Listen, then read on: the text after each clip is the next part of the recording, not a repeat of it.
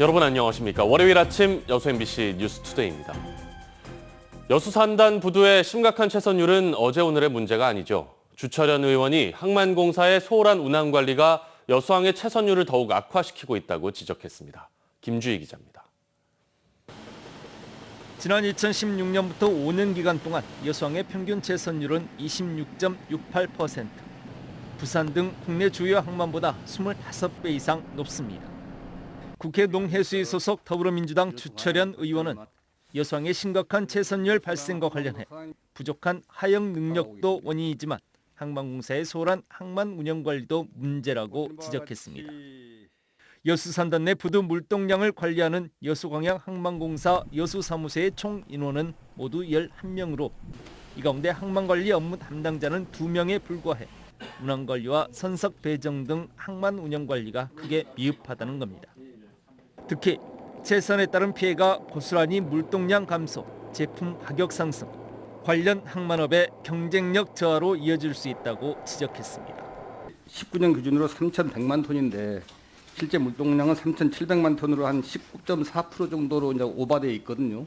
요 부분만 채선이 생겨야 되는데 27%, 8% 생긴다는 것은 약간 운영에 좀 문제가 있는 것 같다는 지적은 안 할 수가 없어요. 또 주 의원은 항만공사의 시설 투자가 광양항으로 집중된 데 대해서도 문제를 제기했습니다. 투자한 액수 중에 90%는 광양 쪽 부두에 사용됐어요. 여수 서귀와 산단 쪽이라든지 여수항 쪽에는 채 10%가 지금 투자가 안 됐습니다. 이렇게 차별하게 투자를 하게 하면 어떻게 되는 겁니까? 차민식 여수광양 항만공사 사장은 그동안 부채 상환 때문에 신규 시설 투자 여력이 부족했기 때문이라며 개선을 약속했습니다. 여수 쪽에는 약간 민간 사업자들의 자체 투입이 좀 있어서 여기 나온 것보다는 좀 더 많은 투자가 좀 있었습니다. 그렇지만 하여튼 이제 항만공사가 직접 투자 여력이 어느 정도 확보되어 있다고 보고 투자를 해 나가도록 그렇게 노력을 하겠습니다. 앞서 주철현 의원은 지난 7일 해수부 국정감사에서도 여수산단 내 부두의 높은 채선율 문제에 대해 정부의 항만 투자 불균형에 따른 결과라며 적극적인 투자 확대를 촉구하기도 했습니다. MBC 뉴스 김주입니다. 여수 특성화고 3학년 고 홍정훈 군이 현장 실습 도중 숨진 사고와 관련해 문재인 대통령이 신속한 대책 마련을 지시했다고 청와대가 밝혔습니다. 박수현 청와대 국민소통수석은 어제 SNS를 통해 문 대통령이 최근 참모들과의 회의에서 노동법을 적용하지는 못하더라도 산업안전법규는 준수될 수 있도록 잘 살피고 안전이 미흡한 부분에 대해서는 빠르게 대책을 세울 것을 주문했다고 밝혔습니다.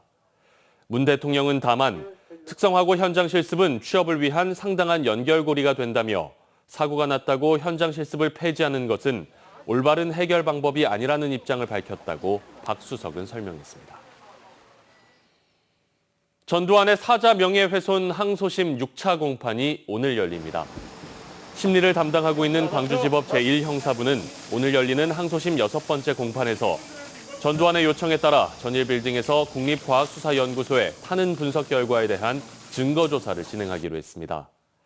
재판부는 이날 증거조사를 마무리하고 한 차례 최후 변론을 더 연 뒤 항소심을 마무리할 방침이어서 이르면 올해 안에 선고가 이뤄질 것으로 예상됩니다. 재활용 쓰레기가 일반 쓰레기와 분리돼서 배출돼야 하는 건 이제 상식이죠. 그런데 광주 지역 쓰레기 수거 실태를 집중적으로 들여다봤더니 수거 차량은 턱없이 부족하고 주민 감시 체제도 제대로 운영되지 않고 있습니다. 이다현 기자가 취재했습니다. 종량제 봉투만 담아야 하는 생활 폐기물 수거 차량에 재활용 쓰레기가 마구 섞여 들어옵니다. 이렇게 수거된 쓰레기는 광역 위생 매립장으로 옮겨져 분리되지 않은 채 그대로 땅속에 묻힙니다. 아참 다 알고 있습니다. 남구가 이렇게 하고 있는 것은 일주일에 한 번 수거하다 보니까 이런 부분은 누구나 다 아는 사실이고. 이처럼 재활용 쓰레기가 광역 위생 매립장에 들어와 적발된 건수는 올해에만 28건, 최근 3년으로 범위를 넓히면 270건이 넘습니다. 법으로 금지한 혼합 매립이 근절되지 않는 이유는 행정력이 갖고 있는 구조적인 문제에 있었습니다. 20만 명이 넘는 인구가 거주하는 남구 지역에서 재활용 쓰레기를 수거하는 차량은 겨우 2대. 그나마 수요일 하루만 재활용 쓰레기를 수거하다 보니 다른 요일에는 일반 쓰레기와 재활용 쓰레기가 뒤섞여 수거되고 있는 겁니다. 해서 내년 1월 1일부터는 저희 구도 월요일부터 토요일까지 재활용 쓰레기를 내고 하면 수거해 나가는 방식으로 그렇게 변경해서 추진할 계획입니다. 광역 위생 매립장에서 실시되고 있는 주민 감시 체계도 문제가 있다는 지적입니다. 불법 매립을 막기 위해 매립장 인근 지역 주민들이 상시적인 점검 활동을 벌이고 있지만 혼합 수거 실태가 만연한 남구가 적발된 건수는 올해 단 2건에 그치고 있습니다. 주민 감시 체계가 그만큼 허술하다는 반증입니다. 뭐 그냥 수고하면 그런 것들하고 쳐다보세요. 그러니까 어쩌면 이렇게 일상이 돼버렸다고나 할까요? 그냥 아무거나 있는 대로 다 그냥 갖다 버리는 게. 광역 위생 매립장에 들어오는 쓰레기는 매달 13,000여 톤. 부실한 수거 시스템, 허술한 관리 감독으로 그동안 얼마나 많은 재활용이 땅에 묻혔는지 집계하기도 어려운 상황입니다. MBC 뉴스 이다현입니다. 정부와 지자체가 청년 창업 지원에 적극 나서고 있지만 청년 기업들이 자리 잡는 데는 넘어야 할 산이 많습니다. 청년 창업 지원의 과제는 무엇인지 양정은 기자가 취재했습니다. 2년 전 문을 연 목포 원도심의 한 청년 창업거리. 보증금과 임대료 등 청년 한 명당 2,500만 원의 창업 비용을 지원해줬습니다. 당시 청년 10명이 창업에 뛰어들었지만 실제로는 이렇게 휴업 상태이거나 문을 열지 않았습니다. 사람들이 일주일에 한두 번씩은 또 나와서 문을 오픈을 해요. 1년도 다들 못하고 바빠져본 사람들 꽉 찼어요.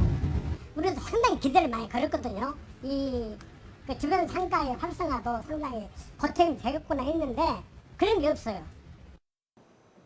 수도권의 청년들을 중심으로 둥지를 튼 인근의 또 다른 청년 마을.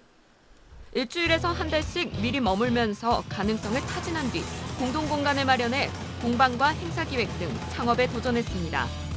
4년째 30여 명이 머물 만큼 안정 궤도에 올랐습니다. 초창기에 청년들이 좀 괜찮아질 수 있게 할 수 있는 그런 품을 제공해야 되고 그게 뭐 어떻게 보면 빈집이 될 수도 있고 그리고 사업 공간이 될 수도 있고요. 그리고 또 기본소득이 될 수도 있고요.